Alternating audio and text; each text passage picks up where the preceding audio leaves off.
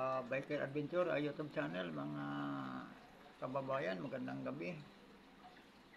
Samahan mo nyo ako mga kababayan sa ating adventure. Naligaw na naman tayo mga kababayan dito sa mga mainit na isyu na nangyayari dito sa ating bansa ngayon.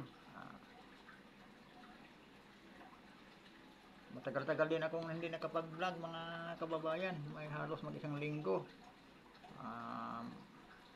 Napunta kasi ako doon sa bundok mga kababayan, kaya matagal-tagal walang signal doon, kaya hindi ako nakapag-vlog ng ilang araw.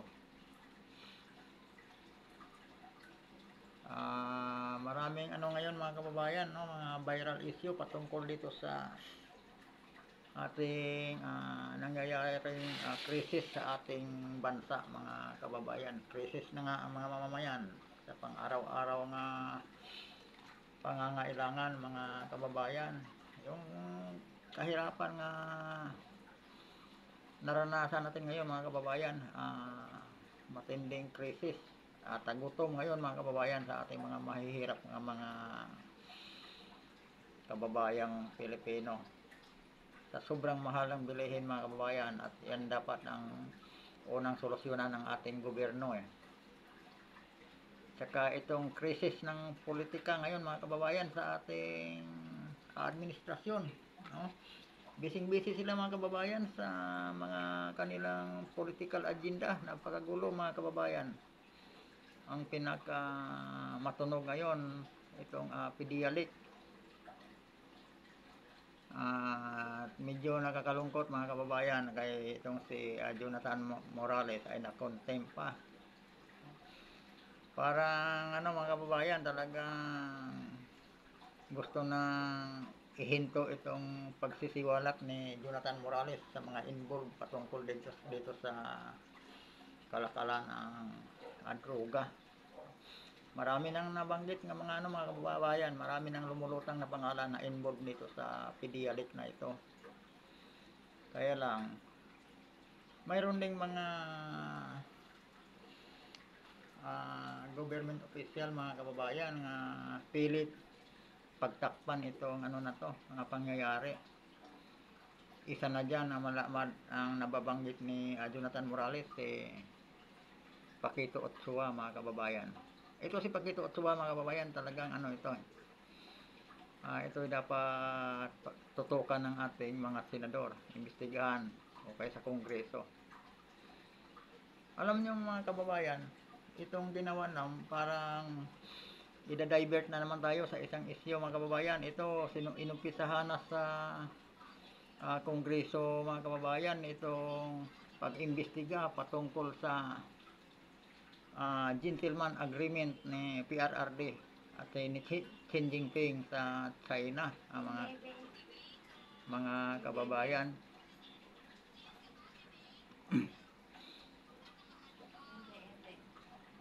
Ginigiit ngayon mga kababayan ng talagang pinupursige nila ngayon, dinadawi talaga sa PRRD mga kababayan sa issue ng West Philippine Sea, patungkol doon sa Ayungin Shoal sa BRP Sierra Madre. Ang inaano talaga nila mga kababayan, itong secret agreement daw ni PRRD kay Xi Jinping sa China. Aywan ko kung kaya ng patunayan ito mga kababayan. Pinatawag na nila yung mga dating mga undersecretary sa panahon ni PRRD. Kaya lang hindi pa nila mapiga-piga at parang gusto pa na ipatawag sa PRRD mga kababayan patungkol doon sa issue dito sa si PRRD kasi mga kababayan ang sinisisi nila sa kapalpakan ni PBBM sa pag-handle ngayon sa crisis dito sa West Philippine Sea. Samantala itong balikan natin mga kababayan, itong si Paquito Ochoa, dapat yan ang imbestigahan nila mga kababayan, kasi yung ating Ayungin Shoal hindi pa naman nawawala sa atin, no? Kasi andyan pa yung outpost ng BRP Sierra Madre, kung saan si former Joseph Estrada pa ang nagsadsad niyan mga kababayan, parang magiging outpost ng ating mga sundalo. Pero kung hindi yung nagawa ni Joseph Estrada nga isadsad ang BRP Sierra Madre sa Ayungin Shoal, ay tapos mga kababayan. wala na sa atin yung ayungin Seoul na yan. Ngayon, yun ang inano nila mga kababayan, na sa atin ng sovereign right. Ano daw, may karapatan daw tayo gawin kung anong gusto natin dyan sa BRP Sierra Madre. Bakit daw kailangan pa natin magpa sa China, di ba? Yan ang ginigiit lang mga kababayan. Dapat yon si Pakito Ochoa ang inimbestigahan nila kung bakit nawala sa atin yung Scarborough Shoal, di ba? Dahil yan kay Pakito Ochoa. Yung sa Scarborough Shoal, mga kababayan, nga nawala sa atin, dapat yun ang habulin ng mga congressman na yan. Bawiin nila kung talagang may ano sila sa bayan, sa ating soberenya mga kababayan. Kung talagang matapang at kaya nila, dapat yun ang prosigin lang, mabawi nila at mapaalis nila yung mga China dyan, nga umaako pa dyan sa Scarborough Shoal. Kasi yun ang nawala sa atin mga kababayan. Samantalang yung sa Ayungin Shoal, andyan pa yung outpost natin, andyan pa yung mga Philippine Marines nga nakabantay dyan. Ngayon, isisisin lang yan kay PRRD mga kababayan. Medyo magulo ang sistema ng ating ngayon. Mayroon kasi silang talagang political agenda mga kababayan. Parang gusto nila talagang suluhin ang pagmamando sa Pilipinas. Maraming problema sa bayan na dapat pagtuunan ng pansin ang mga kababayan, pero ang ating administrasyon ngayon ay talagang nakatutok sa mga political agenda nila mga kababayan, pang sarili nilang agenda. Ang pinipili talaga ng mga kababayan, ang pinaka main objective talaga nila ang mga Duterte, na mabuwal nila. Yun naman talaga ang dyan mga kababayan. Kaya kung ano-anong ginagawa nila issue patungkol dito, ang binubutas talaga nila mga kababayan, yung gentleman agreement ni PRRD sa China. Hindi sila tumitigil mga kababayan, samantalang naghihirap ang mga Pilipino. Yan ang dapat nila ngayong solusyonan, yung pagtaas ng mga bilihin, tapos ang pasahod sa mga manggagawa mga kababayan, private man o public, mga manggagawa, hindi itinataas. Yung pag-usapan niya ng mga kababayan, di ba, sinabi ng presidente nga pag-aralan daw niya, re-reviewin daw niya. Re-reviewin pa lang, dapat on the spot yan, itataas na yung pasahod ng mga manggagawa. Kasi ang bilihin mga kababayan, pahirap ng pahirap. Napakataas na ngayon ang bilihin, wala nang mura ngayon. Ultimo gulay mga kababayan. Okay lang sana yung gulay kung medyo tumataas ang presyo at nakinabang sana ang ating mga magsasaka, pero hindi mga kababayan. Ang nakinabang yan yung mga yung mga trader. Yung mga trader nga nagpapahirap sa ating mga Pilipino ngayon, yung mga smuggler ng mga kababayan nga nagmanipula sa ating mga agricultural product. Kaya napakahirap pagka mga kababayan, ang ating mga government official nagiging busy sila. Yung PI mga kababayan, hindi pa nila tinitigilan yan, andyan pa rin yan. Kaya nga gusto talaga nilang mawala mga Duterte, kasi yun ang sagabal din sa PI nila, di ba? Si Presidente Duterte ang humaharang din talaga dyan. Isa pa yung maisog rally mga kababayan. Dito sa bansang Pilipinas, ang maisog rally sinusuppress nila mga kababayan, pero bakit doon sa communist country, sa Hong Kong mga kababayan, na isagawa ng mga Pilipino sa Hong Kong ang maisog rally, nga wala silang permit, walang gumagambala sa kanila, hinayaan silang malaya silang nagkapag-ipon-ipon doon sa Hong Kong mga kababayan. Malaya silang nakapag-usap sa kanilang mga saloobin doon sa Hong Kong, samantalang ang China mga kababayan ay isang communist country, no? Sa atin demokrasya daw tayo mga kababayan ng turingan, ngunit mas malupit pa tayo sa komunista mga kababayan. Bakit? Mas malupit tayo sa komunistang bansa. Di ba ang China komunista? O bakit malayang sagawa ng pagtipon-tipon ang mga Pilipino doon? Ang maisugrali. Ang maisugrali mga kababayan, hindi lang sa Pilipinas na ngayon nangyayari. Pati sa ibang bansa mga kababayan, may maisugrali na. Kaya yan ang hindi mapigil sa administrasyon ni PBBM. Yung maisugrali mga kababayan. Mas malaya pa doon sa ibang bansa, sa Amerika. Yung sa Hong Kong mga kababayan, kapag ano na sila, dalawang ano na yata, anong bansa pa yung isa. Parang sa June yata, luluwas pa si Attorney Vic Rodriguez mga kababayan, papunta doon sa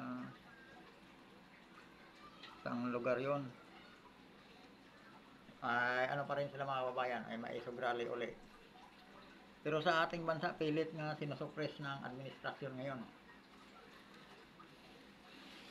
Kasi dyan sa maisugrali mga kababayan, hindi naman yan pagkontra kay PBBM. Yun nga lang, karapatan naman kasi ng mga Pilipino mga kababayan, dapat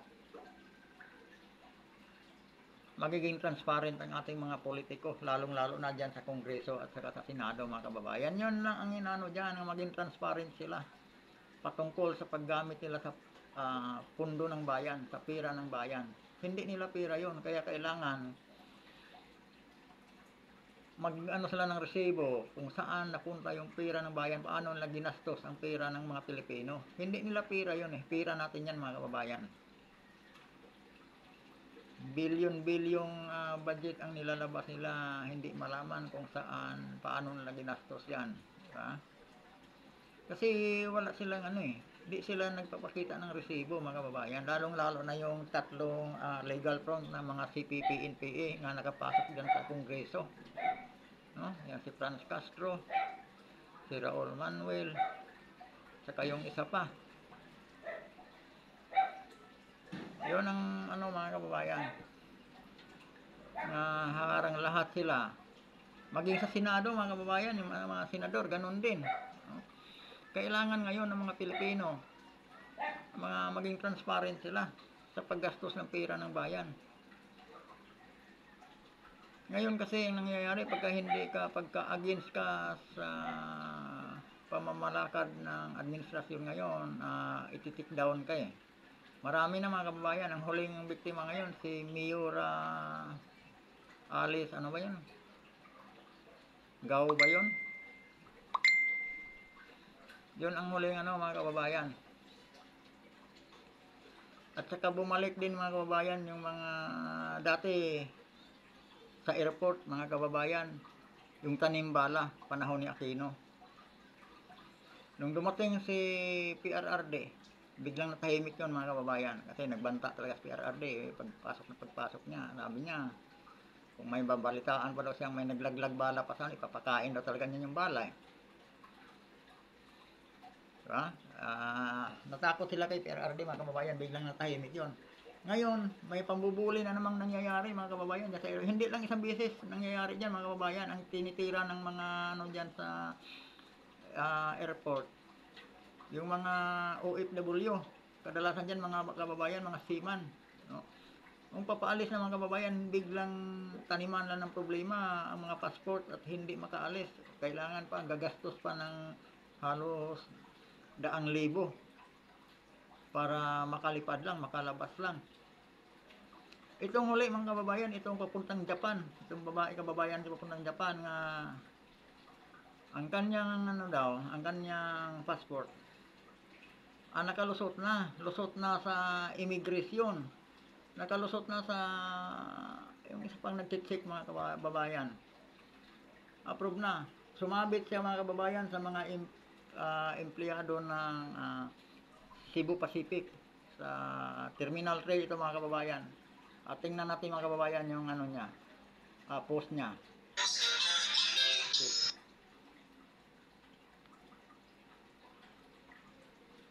Ito yung niya mga kababayan. Pwede ganun. Saglit ang mga kababayan. Mga kababayan, nagka-problema itong ano ko sa ano, ayaw mag-play itong video ko sa patungkol sa nangyayari doon sa airport, mga kababayan. Hindi ko alam kung tinitik down na tong ano na to, video.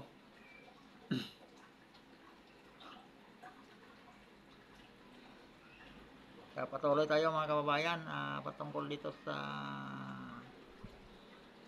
problema sa ano natin, mga viral issue. Itong si ano mga kababayan, ito si tungkol kay Pakito Otsua. Malaking ano to mga kababayan dito sa atin, no? Panahon ni Aquino mga kababayan, lumalabas nga ito talaga ay protector ng ano natin, ng mga sa droga, mga kababayan. Nung sa ano ni di ba? Sa salaysay ni Jonathan Morales. At saka nung kinasuhan si Jonathan Morales mga kababayan, si Pakito Otsua daw ang nag-utos kay ano, General Police General Kakdak. Parang kasuhan si Jonathan Morales. Dahil maraming nabangga ito si Jonathan Morales mga kababayan ng mga ano, mga drug lord. Panahon ni Aquino talaga mga kababayan. Masabi natin ang droga noon ay talamak. Marami talaga, di ba? Pagdating ni PRRD nga, ilang mayor, ilang general ang mga protector, ilang kasama pa nga si Laila de Lima, di ba? Si Laila de Lima nakulong dahil sa kaso ng droga. Maging sa Bilibid mga kababayan. Doon sa ano, Bilibid, nahuli yung mga big time ng mga drug lord mga kababayan, pero doon sa Bilibid tuloy pa rin ang kalakalan ng droga mga kababayan. Panahon ni Aquino. Ang pag-upo ni PRR din nabawasan yun mga kababayan. Pero sa ngayon, andyan na naman. No, na lumulutang na naman ulit itong mga drug lord. Kasi andyan na naman si ano mga kababayan, si Pakito Otsua. Dapat ito imbestigahan ng mga ano natin, mga senador. Pero hindi. No, ang iniipit nila mga kababayan, yung nagsasalita, yung tumitestigo, yung nagsiwalat sa katotohanan, ayun ang iniipit nila. Si Jonathan Morales. Ayun ang masaklap mga kababayan.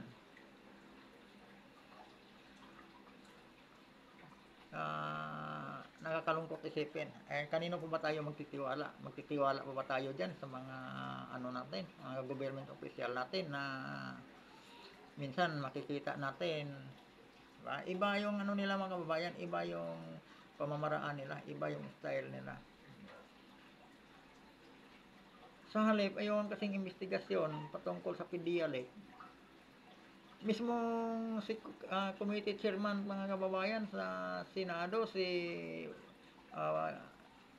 Senador Ronald Bato de la Rosa, inamin na niya na ano nga daw, di ba? Authenticated yung PDL, yung pre-operational report ni Jonathan Morales kasi lumutang siya siya ang sumulat siya ang gumawa. Kaya lang mayroon nga pumipigil mga kababayan, mayroong kumarang. Isang undersecretary ni panahon ni PBBM nga nagkataon nga matalik na kaibigan ni First Lady kasi nung panahon na yon magkakasama sila sa law firm. Saka nung panahon na yon na-involve si senador pa si BBBM, asawa ng First Lady. Malakas siya kay Pakito Otsua.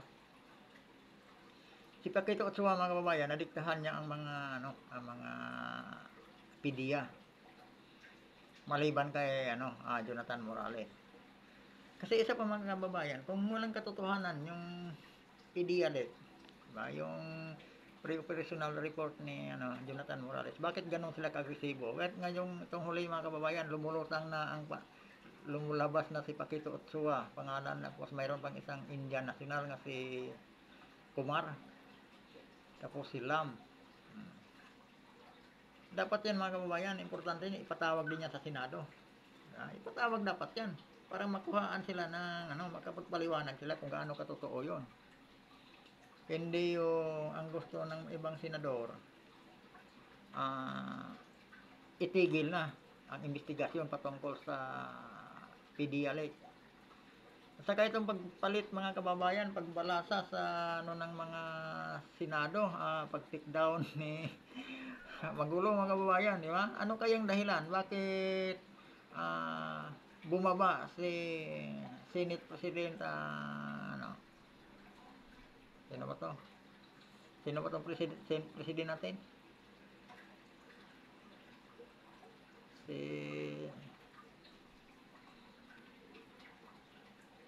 hindi ko na tuloy mabanggit mga kababayan. Itong Senate President natin pinalitan ni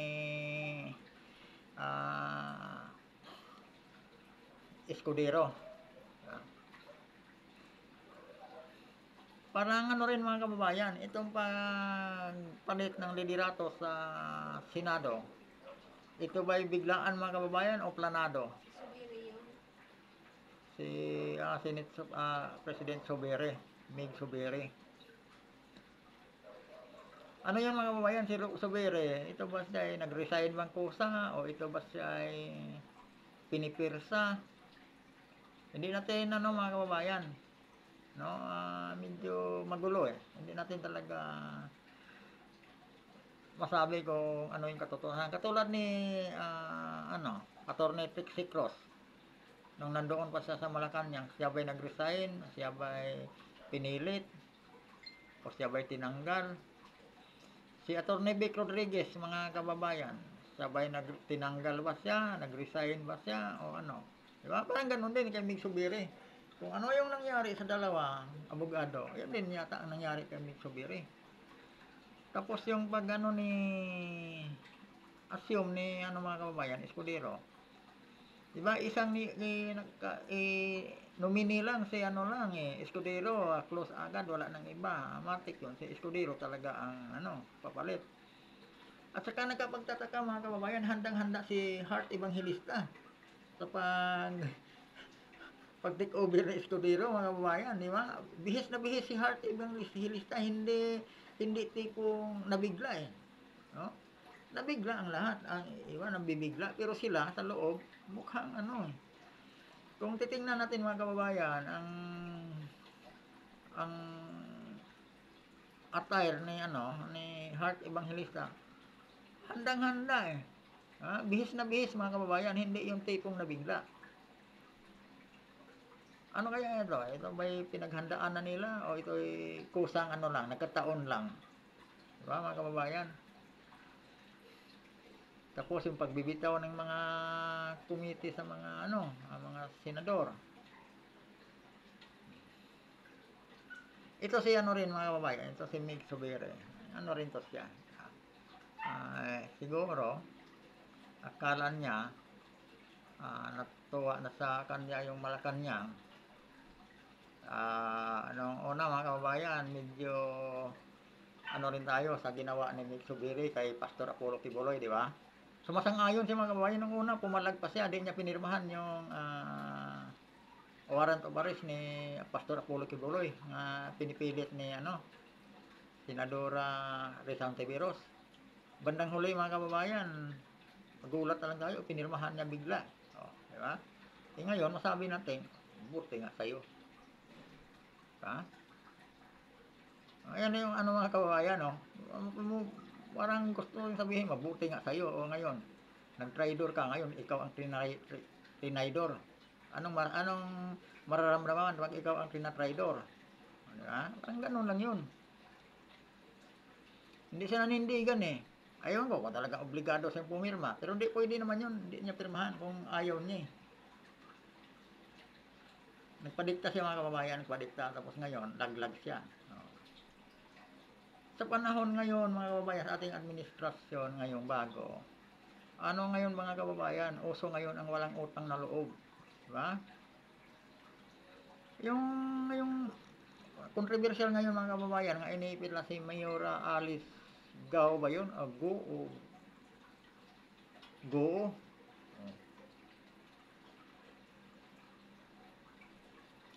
'Di ba? Ang sabi ni PBBM, hindi daw niya kilala. Oh, hindi daw. Pero may mga video mga kababayan, may mga picture nga panahon ng kampanya, nagkausap sila. Oh, magkasama sila. Tapos sinasabi ni PBBM mga kababayan, hindi daw niya kilala si Alice ano. Tapos itong kay Kibuloy mga kababayan, 'di ba? Napakalaking utang na loob ni PBBM kay Kibuloy panahon ng eleksyon. Si Kibuloy talagang lang ang tanging tumulong sa kanya. Ang SMNI talagang tumulong sa kanya kasi ang ibang mainstream media mga kababayan, hindi siya okay. Nilalaglag siya. Tanging si Pastor Apollo Kibuloy ang nagbigay daan sa kanya mga kababayan parang ano talaga ang kanyang kandidatura. Talagang tinulungan siya. Pinasikat siya ng gusto mga kababayan. Pero noong nakaposisyon siya, anong ginawa niya kay Pastor Apollo Kibuloy? Diba? Yun ba ay gawain ng isang taong mayroong utang na loob mga kababayan? Yun ba ay gawain ng isang taong kaibigan? Hindi, di ba? Yan ay isang gawain ng taong walang utang na loob. Yan ay gawain ng isang taong traidor mga kababayan. Anong ginawa niya kay PRRD? Si PRRD, nagbitaw ng salita no, kasi parang ayaw talaga sa kanya. Nagbitaw ng salita no, nangandidato pa lang sila, kandidato pa lang siya mga kababayan. Pero hindi siya diretsang pinangalanan. Ang sabi lang, mayroong isang kandidato sa pagkapangulo na gumagamit ng cocaine. Diba? Pero hindi siya pinangalanan. Tapos, yung sinasabi nga, he is a weak leader. Ayan ba mga kababayan, sinasabi ni Duterte ay isang bintang. Di ba ngayon, nakikita na natin mga kababayan. Nakikita natin yung mga sinasabi ni Duterte kung ito ba isang chismis lamang, di ba mga kababayan? Lumalabas ang katotohanan. Pag upo ni Duterte mga kababayan, ilang taong nakahimlay si dating President Marcos na hindi mailibing-libing sa libingan ng mga bayani. Ilang presidente nang nakaupo mga kababayan. Dahil sa andyan yung mga makakaliwang grupo, andyan yung mga dilawan mga kababayan sa makakaliwang grupo, magkasanib pwersahin sila. Di ba? Hindi mailibing-libing. Pag upo ni Duterte mga kababayan, walang pag-atubiling talaga, walang ano ba tawag nito? Walang pag-alinlangan si Duterte mga kababayan, ipinalibing sa libingan ng mga bayani ang bangkay ni dating President Ferdinand Marcos Sr. Yun mga kababayan, kung tutusin yan, yun ay isang malaking utang ng loob ng Marcos doon sa mga Duterte na hindi na dapat makalimutan. Hanggang sa kaapu-apuhan yan mga kababayan, dapat yun ay isang, kung may utang na loob sila, hindi dapat nila makalimutan yan. Pero anong ginawa na ngayon sa mga Duterte? Dahil sa political agenda mga kababayan, dahil sa ambisyon nila, tinalikuran nila yan, utang na loob nila na yan kay Duterte. Anong ginawa na ngayon sa mga Duterte? Sinisira nila, gusto nilang alisin sa landas nila. Ganun kalupit mga kababayan. Itong ating ngayon, PBBM. Nabudol na tayo mga kababayan kasi kung si Sara Duterte, kung sumunod lang sa panawagan ng ilang beses nagrally ang mga tao mga kababayan, nanawagan, mayroon pa nga isang grupo nga Run Sana, Run Sara, Sara Run, di ba? Mayroon pang isang grupo ganyan, Run Sara. Pero wala. Kasi kung si Sara sana, hindi tayo ngayon mga kababayan, hindi tayo magtiis ngayon. Hindi tayo ganito kagipit, hindi tayo ganito kayon kahirap mga kababayan. Hindi tayo magtiis nga sinusupres ang ating kalayaan.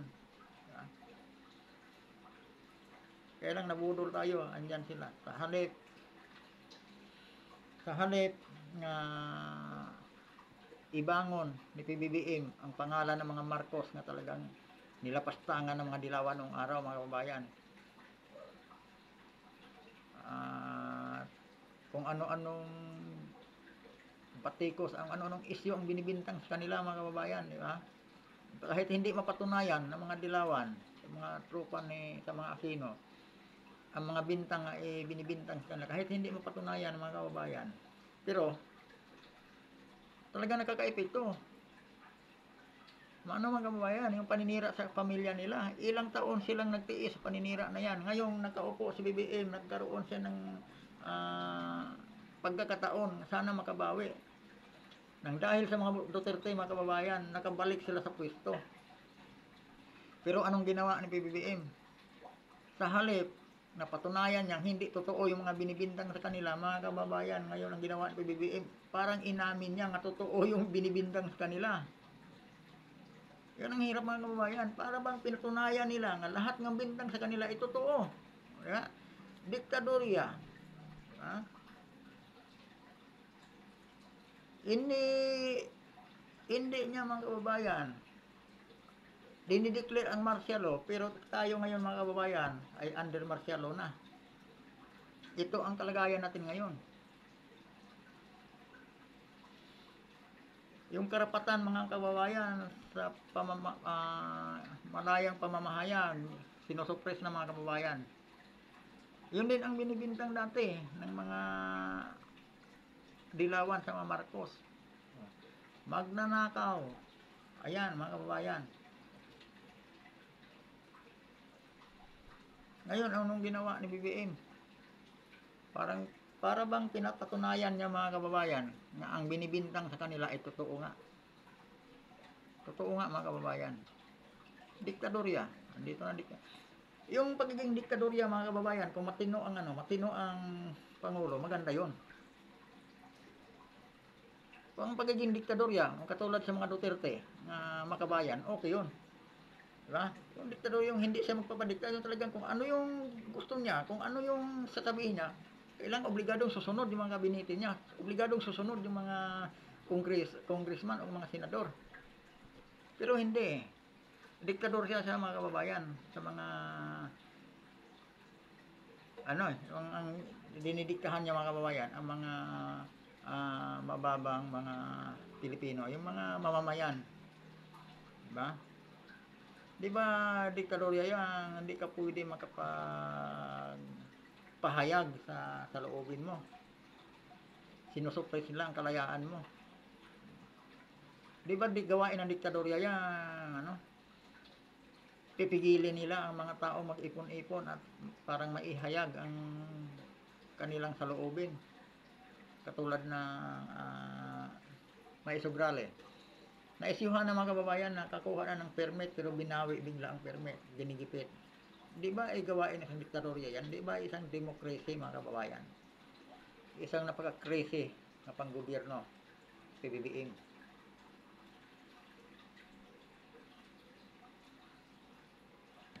Kaya ako mga kababayan, hindi ako isang political vlogger, hindi ako isang magaling na vlogger. Ako isang biker adventure. Nagba-vlog ako mga kababayan.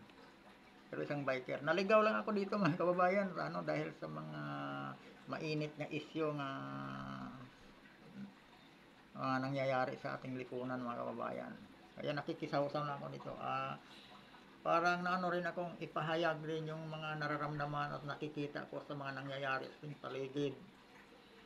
Para nagbibigay na rin ako, nag-react na rin ako mga kababayan sa mga nangyayari sa ating paligid. Nakikita ko sa mga galawan ng ating mga politiko mga kababayan. Kaya tayo dito ngayon. Naligaw lang ako dito sa nito mga kababayan. Kaya makikita niyo mga kababayan sa mga vlog ko, naka-biker attire ako mga kababayan. Kaya isang biker adventure. Makikita niyo rin sa profile ko mga kababayan. Isa akong biker adventure, hindi ako isang political vlogger at saka hindi ako isang magaling na vlogger. Nagsasalita lang ako mga kababayan, yung sa loobin ko, inihayag ko lang mga kababayan dito sa social media. Habang may panahon pa tayo magsalita mga kababayan, magsasalita tayo. Kung ano man yung nakikita natin, kung ano man yung mga nangyayari sa ating paligid, huwag tayong matakot mga kababayan, sasabihin natin parang maano ng ating mga kababayan. Para yung ibang mahikayat din magsalita. Parang marinig mga kababayan. Marinig nila ang mga maliliit na mamamayang Pilipino ay nasasaktan na rin, nahihirapan na yan ang kababayan, kaya tayo nagsasalita. Huwag tayong matakot na magsalita. Magsalita tayo kung ano yung ginagawa nila. Malay mo mga kababayan, sa pagsasalita, maraming tayong magsasalita, ay mararamdaman nila at mabago yung mga kababayan, mabago yung pamamalakad nila sa ating gobyerno. Diba? Ang lang mga kababayan, dapat magiging transparent ang ating mga politiko. Lalong-lalo na dyan sa Kongreso mga kababayan, lalong-lalo na yung mga na namamahala sa budget.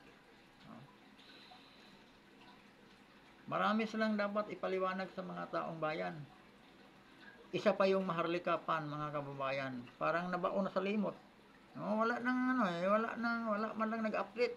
Wala man lang isa sa kanila mga kababayan nag-update patungkol sa ating maharlikapan.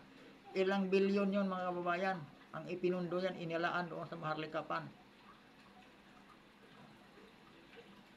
Sabi nga ni Jason sa mga kababayan, ang Itbulaga daw, nung lumipat sa TV5, kumita na daw mga kababayan ng Itbulaga ng, noong mga ilang buwan na nakalipas kumita na daw mga kababayan ng 5 billion, 5 billion daw mga kababayan, kumita na ng 5 billion ang Itbulaga mula nang malipat sa TV5. Ang ating maharlikapan kaya mga kababayan, ilan ng bilyon na kaya ang kinikita? Ito ba'y kumikita kaya o nawala na? Buhay pa kaya ang ating maharlikapan mga kababayan? O naglaho na parang bula? Hindi na natin alam Hindi nila ina-update. Kaya yan mga kababayan, ang panawagan natin, sana maging transparent sila mga kababayan. Lalong-lalo na patungkol dyan sa pira ng bayan, pira ng gobyerno. Hindi nila pira yun. Karapatan natin mga kababayan nga magtanong. Karapatan nating magtanong. Lalong-lalo na dyan sa pundo ng bayan. Kasi pira yan ng bayan natin. Pira nating lahat yan. Hindi nila pira yan. Sila lang ang nakinabang. Maraming mga Pilipino, mga kababayan, ang halos wala nang kakainin. Kabilang na ako doon mga kababayan. Isang kahig, isang tuka. Sumasahod ka ng minimum. Magkahiwalay ba ang minimum sa provincial rate at saka NCR rate? Pag ikaw ay nasa Region 3, iba ang rate ng Region 3 mga kababayan. Iba ang rate sa NCR. Pero ang bilihin sa Region 3 at saka sa NCR mga kababayan, parehas lang ang halaga. Ang rentahan ng bahay, pag nagrenta ka sa NCR at saka dito sa Region 3, parehas lang mga kababayan. Ang pagkain nga kinakain sa taga Region 3 at saka pagkain nga kinakain na taga NCR, parehas lang mga kababayan. Pero ang rate ng mga taga NCR at saka taga Region 3 mga kababayan, magkaiba. Diba mga kababayan, hindi patas na hindi patas na kumbaga wala, may mali mga kaibigan. Ang rate sa Region 3, malaki diferensya mga kababayan. Kasi ang sa rate ng NCR mga kababayan, sa halimbawa sa isang security guard, nag-duty ng 12 oras kada araw mga kababayan. Sa NCR, nasa 1,000 mahigit sila mga kababayan. 12 oras na yun, sa 12 oras. Samantalang sa Region 3 mga kababayan, ang 12 oras, kung panggabi ka, pumapatak lamang ng 700 mahigit mga kababayan. Wala pa sa 800.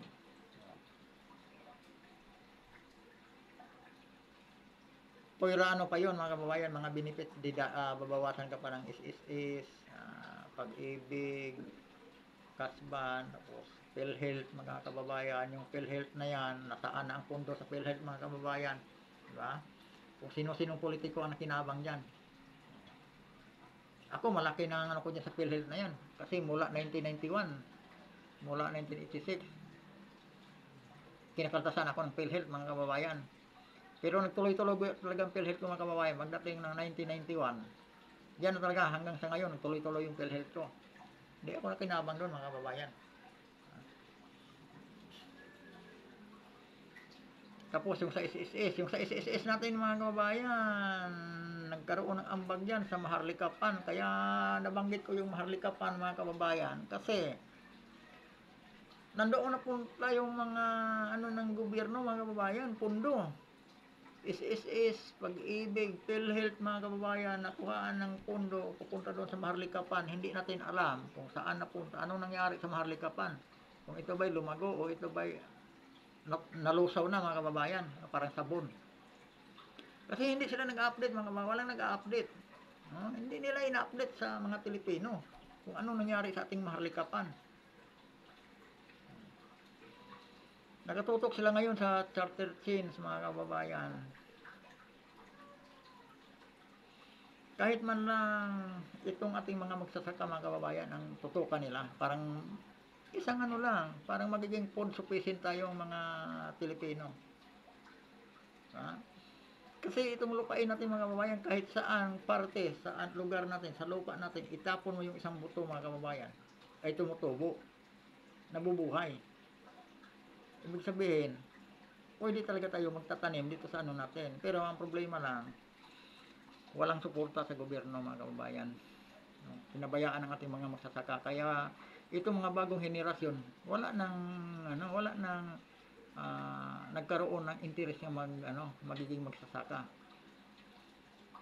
Kasi dahil sa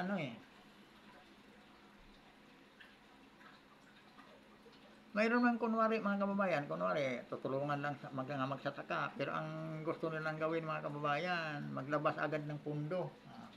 Isang ayuda mga kababayan, financial support para sa mga magsasaka. Hindi dapat ganoon mga kababayan Kasi pagka financial support, sila lang din ang makinabang mga kababayan. Di ba? Paglabas ng pundo para kunwari sa mga magsasaka, bilyon-bilyon yun mga kababayan, pero makarating yan doon sa mga magsasaka. Baka kung fertilizer man mga kababayan, siguro mga isang sako. O ipalagay mo na, sige, makakarating. Pagpaanuhin natin, palusutin natin sila, makakarating sa isang magsasaka mga kababayan. Suplayan nila ng binhi, mga pesticide, yung mga pang-spray mga kababayan, tapos fertilizer. O andyan na tayo. Pero sino makikinabang yan mga kababayan? Ang mga smuggler. Pag nag-harvest na si magsasaka mga kababayan, ang makinabang yan si smuggler, si trader. Pag malapit ang harvestan, ito na mga kababayan, magkaroon na yan ng sabutahian. Mag-angkat na sila mga kababayan, mag-i-import na ngayon ng mga produkto. Halimbawa, kung harvestan ng tubo, mag-i-import na ngayon ng mga kababayan asukal. Halimbawa, kung sa palay, mag-import na ng bigas mga kababayan. Diba? Patay ang ating mga magsasaka. Tapos yung harvest ng ating mga magsasaka kababayan, pupunta na doon ngayon yung mga trader, yung mga buayang mga trader. Bibilihin ng napakamura mga kababayan ng ating ang produkto ng ating harvest ng ating mga magsasaka. Kung sa gulay man, bibilihin ng napakamura, pero pagdating sa palengke mga kababayan, napakamahal ang presyo. Diba? Okay lang naman sana kung talagang mahal ang presyo sa palengke, mahal din ang kuha nila sa magsasaka. Pero hindi. Doon sa mga magsasaka mga kababayan, umaaray ang mga magsasaka dahil hindi nakakabawi nila gastos nila. Kahit sabihin pa natin, binigyan ng ayuda sa gobyerno mga kababayan, pero babayaran din nila yun, utang nila yun O kaya pa sabihin natin, hindi utang, libre sa kanila. Libre sa kanila. Pag harvest ng produkto nila mga kababayan, hindi man sila kikita para sa sunod taniman na masuportahan nila sarili nila mga kababayan. Hindi kasi sinasakal sila ng mga trader, yung mga sindikatong mga trader mga kababayan. Walang magagawa ang ating mga magsasaka kundi presyong bigay ang mangyayari, di ba? Kasi itong mga facilities, mga storage mga kababayan, mga nagtatayo diyan sa halimbawa Benguet, Mindoro, kung saang lugar yung mga malawak na mga sakahan mga kababayan, ang nagtayo ng mga storage diyan, mga trader mga kababayan, mga private diyan, hindi gobyerno. Dapat gobyerno na lang sana ang nagtayo ng storage, parang lahat ng mga magsasaka maitambak ang kanilang mga ani. Hindi katulad ng mga private, mga ano, mga kababayan, mga smuggler, magtayo diyan, pinapayagan din naman ng ating mga government official. Yung talagang sumasakal sa ating at ating mga magsasaka. Yung sistema na yan. Kasi tulad ng sa sibuyas, mga kababayan, pag nag-harvest, halimbawa ako, mag-harvest ako ng sibuyas, bibilihin lang sa akin 5 piso bawat kilo, di ba? Masakit sa loob ko kasi ang inasahan ko 25, 25 man lang mabenta ko ng 25, bibilihin lang sa akin ng 5 piso. Wala akong magagawa kasi mabubulok lang sibuyas ko, wala pag dadalhin ko sa store, sasabihin puno. Oh, walang malagyan, puno mga kababayan. Anong gagawin mo sa produkto mo? Diba? Mapilitan kang ibenta ng presyong patapon. Pero pagdating sa palengke, magkano ang presyo ng sibuyas, mga kababayan? Nung tumaas ang presyo, 700. 750 hanggang 800, mga kababayan. Hindi pa matapos-tapos yung issue na yan. Pero magkano lang ang bili nila sa mga magsasaka, mga kababayan? Binabayaran ba nila ang mga magsasaka ng 80 kada kilo? Wala, mga kababayan. Nasa 25, wala pa nga yata 25 noon. Ang bawat kilo. O, hindi ko rin alam talaga kung magkano. Basta wala, mga kababayan, hindi umabot ng kung 700 dapat binayaran nila ang mga magsasaka ng 150. Parang kahit paano kikita mga magsasaka, mga kababayan, pero hindi. Tapos wala rin ng aksyon ng ating mga local government. Tulungan yung mga magsasaka mailuwas sa palengke ng kanilang mga produkto. Wala pabayaan Kaya yung mga magsasaka laging naiipit, laging nalulugi. Mga magsasaka, nagtatanim ng pagkain natin, pero ang mga magsasaka natin wala rin kakainin. Alam mo kung bakit? Wala silang kita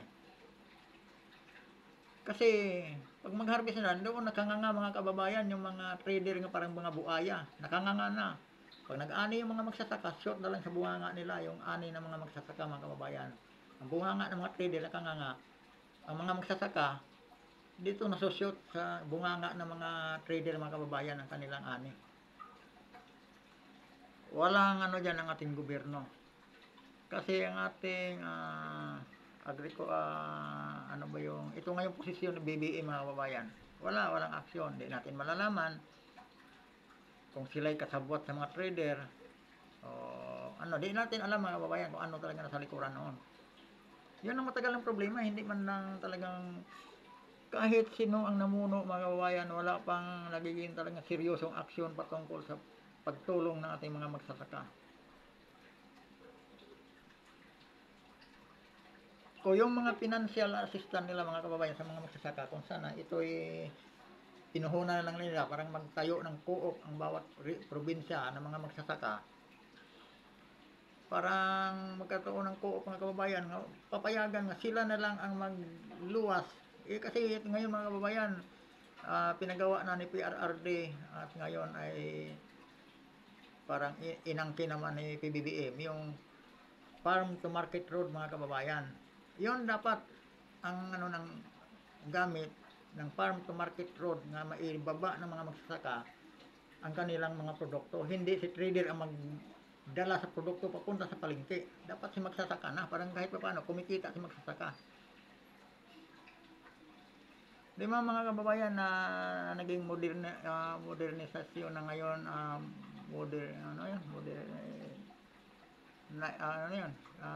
sa modernisasyon program, mga kababayan, sa ating mga passenger jeep, di ba? Maraming mga jeepney unit, mga kababayan, ang pwede pang magamit nga sinasap-sap na lang, sinisira yung hindi umano sa LTFRB ba yun, ang noon, control. Na-controversial na rin yun, mga kababayan, ang LTFRB na yan. Yung mga jeep unit, mga kababayan, kung doon na lang nila yun sa mga magsasaka para makargahan ng mga produktong gulay papuntang palengke. Diba? Yung mga binibili na lang yata ng tag 40 mil ang isang unit ng jeep nga tumatakbo pa Tumatakbo pa, mga kababayan, ang nabibili na lang yata ng sa mga junk shop ng 40 mil. Lugi rin naman ang may-ari noon, mga kababayan. Dapat doon na lang yung mga magsasaka, ginawang tulong na lang sa mga magsasaka. Parang yung produkto nila madala sa palengke. Kaya lang ang problema lang, maraming haharang ngayon mga kababayan. Pag ibaba na ni magsasaka, ang kanilang produkto sa palengke, marami na ngayong diyan napapasok mga kababayan, yung mga protector na mga politiko sa mga trader. Yeah? Andiyan na yung ano mga kababayan, questionin na ngayon yon, haharang-harangin na yon yung ano, para si trader talaga mga kababayan, ang parang siya lang ang may karapatan nga magdala sa harvest ng mga magsasaka papunta sa palengke. Ang gagawin ni trader mga kababayan, hindi i-diretso sa palengke. Itatago mo na sa storage nila. Palipasin mo na ang buwan ng anihan mga kababayan. Pagdating na hindi na anihan, doon na unti-unting ilabas ng trader. Kunwari, kulang sa supply, mahal ang presyo. Ganun naman ang ginagawa sa atin mga kababayan. Kulang sa supply kasi hindi na anihan, kaya mataas ang presyo. Pag tagbagyo, may kalamidad, walang gulay kasi tinamaan ng bagyo. Ganon yun nangyayari mga kababayan. Pero yung mga produkto na may stock sa storage, tulad ng sibuyas, kalabasa, yung ano pang ibang mga produkto mga kababayan, maliban sa mga dahon-dahon ng ano gulay, yung mga nai-stock tulad ng bawang, unti-untiin lang yung maglabas mga kababayan. Kasi magaling sila matatalino ang naghihirap yung mga mahihirap ng mga Pilipino. Yung si trader mga kababayan, yung sa sibuyas, yung ano, naimbestigahan, si sibuyas queen. Anong nangyari? Diba? Wala naman Kasi ang Senado mga kababayan, kaya Kongreso, mag-imbestiga yun sila. Pag may matukoy na mga kababayan, hinto na hanggang doon lang. Parang wala rin pinagkaiba sa sinasabi ni former agent Jonathan Morales, PDEA agent Jonathan Morales. Nung nabanggit niya na ang isa daw poser, pag nahuli nila sa panahon ng ano ni si Aquino na yun, ay Aquino pa ngayon, o sino pa yung, basta sa panahon nila mga kababayan, may kinalaman si Paquito Ochoa doon, yung nabanggit niya, pag nahuli na ng isang drug poser, wala na silang karapatan na ipalo up yung kaso, basta nahuli na, tapos na ang usapan, di na nila alam kung nakasuhan si poser o pinalaya. Ganun lang mga kababayan, parang ganun din sa ano natin, sa, di ba, yung mga senador, yung tungkol doon sa PCSO mga kababayan, yung may araw-araw na tumatama sa luto, di ba? Anong nangyari?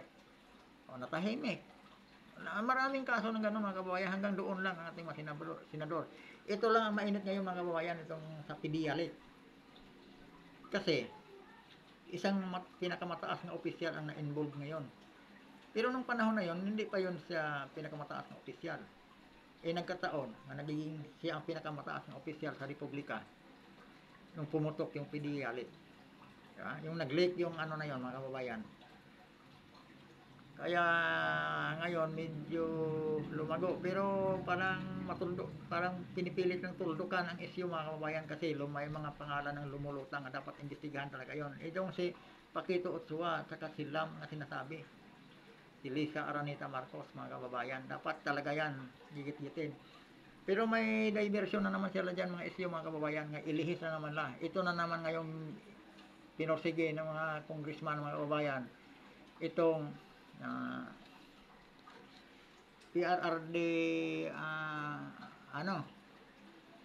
gentleman agreement sa China mga kababayan. Ito ngayon ang pinagkaabalahan na naman ng pangtapat doon sa PDEA ng mga senador.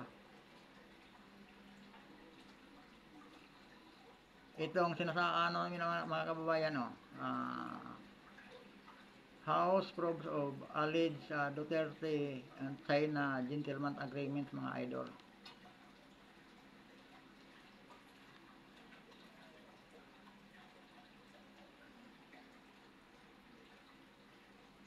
Let's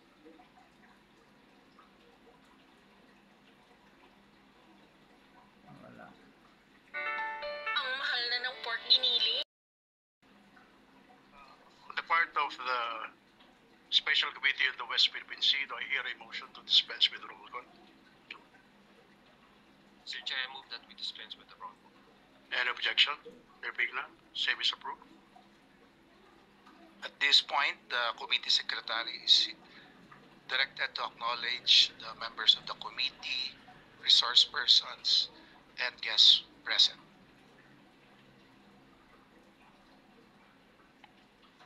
Thank you, Mr. Chair. With us today are the following members: Vice Chair Zialon Padjong, Representative Jonathan Keith Flores, Representative Ramon Rodrigo Gutierrez, Any agreement must secure an approval from the President to sign. Now, having said that, Mr. President, as you define gentleman's agreement, in my 30 years of service, I have not encountered any. Thank you very much, Mr. Chair. Thank you very much, loud and clear, Madam. We'll now proceed. Unahin muna natin. Should you wish, Madam Castro, mauna ka as member of the minority. Thank you, Mr. Chair. So, itong gentleman's agreement na ito, Mr. Chair, panahon pa ito ni dating President Duterte. Tatanong ko lang muna, Mr. Chair, kung meron tayo ditong in-invite na Ayan mga idol, mga kababayan. Nagsimula na sila sa gentleman's agreement ni PRRD.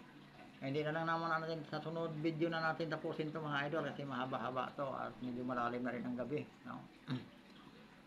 Pasok pa sakit tayo bukas mga idol. Kaya pakita ko lang sa inyo mga idol. Ito na naman ang gagawin ng pangtakip doon sa patungkol sa issue ng Pidialik mga kababayan. Kasi lumulutang na yung pangalan ni First Lady at saka ni Paquito Ochoa mga kababayan. Dapat yon si Paquito Ochoa.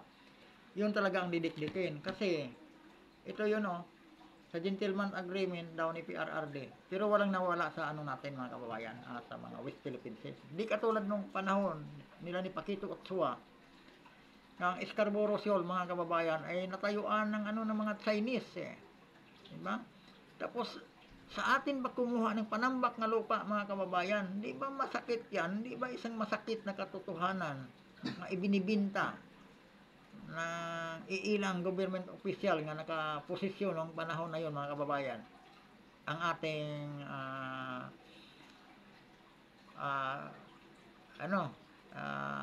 teritoryo. Tapos sa atin ba kumuha ng lupa para itambak doon? Di ba masaklap yan mga kababayan? Maraming naging doon pati DENR. Diba? Nung kumuha ng lupa sa Zambales at itinambak doon sa ibininta sa mga Chinese para itambak doon sa ating teritoryo na inaangkin na nila. No? Di ba yung Paquito Ochoa na yan mga kababayan? Dapat yan ang imbestigahan, hindi si PRRD. Kaya lang yun talaga mga kababayan ay diversion tactic nila. Yung panahon din ni Aquino, yung Paquito Ochoa na yun din ang protector ng mga di ba? Yung mga drug lord na sinasabi, mga matitinong Chinese. Tapos yung mga sinusupres lang operasyon sana nga gagawin ng mga PDEA agent, no? Yung mga mabababang PDEA agent mga kababayan nga nagtrabaho ng matino ay sinusupres nila kasi nadiktahan ni Paquito Ochoa yung mga matataas na opisyal ng PDEA ng mga corrupt din mga kababayan panahon ni Aquino. Tapos yung napagkaguluhan ngayon nila mga kababayan, pero ni minsan hindi na nabanggit-banggit yung patungkol sa Scarborough Shoal nga ngayon talagang naangkin na ng mga Chinese. Ang ini-issue nila ngayon yung pag-repair daw sa yung BRP Sierra Madre. Tingnan mo kayong kaamawan mga kababayan ng ating mga politiko. Basta lang humahanap lang talaga sila ng issue nga maikabit nila ang pangalan ni PRRD. Ito ngayon ang pinipilit nila mga kababayan. Sa na yan mga kababayan? Sa sunod vlog ko mga kababayan. Itong video na to tatapusin na pag-usapan natin. Balak man nila mga kababayan nga ipatawag si PRRD, imbitahan si PRRD. Ayun, tingnan natin kung maiipit na si PRRD. Kasi yung mga undersecretary mga kababayan wala din na mapigay. Kasi wala naman At maraming salamat sa inyo mga kababayan sa pagsama nyo dito sa Bunting channel ko. Maraming salamat sa panonood niyo mga kababayan. Magandang gabi sa inyong lahat. At baka pwede mga kababayan, hihingi ako sa inyo ng pabor, paki-subscribe mga kababayan sa aking YouTube channel. Maraming salamat mga kababayan. Magandang gabi sa inyong lahat.